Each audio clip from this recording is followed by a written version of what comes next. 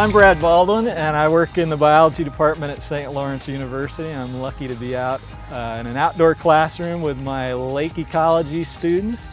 And we're on Sylvia Lake. It's very unusually small and deep, and its ecology is very different from other lakes in our neighborhood.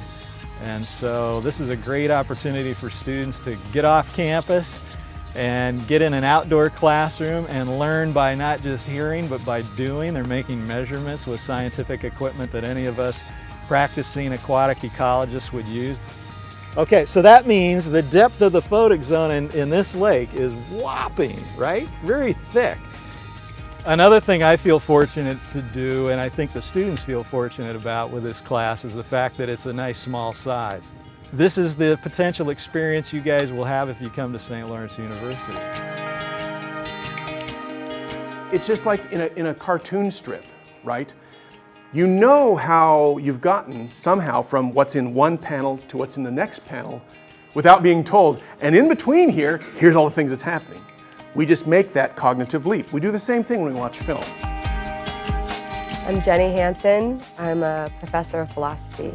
For me, it's really hard to imagine doing philosophy without having these kind of interactions with your students. You just can't learn philosophical ideas without sitting down, debating, figuring out how they affect you, when it upsets you, how it relates to your life. And so I've always found that I form, especially with students that are interested, really intense, bonds. I mean, that it becomes a very personal thing sometimes having these arguments, but it also becomes a great, I get to watch them grow and change and become these really mature thinkers. And so it's a very natural relationship for me, and it's enjoyable. It's why I teach. I mean, this is the very best of teaching, is to have that kind of close interaction with students and just watch them become these amazing people in front of your eyes.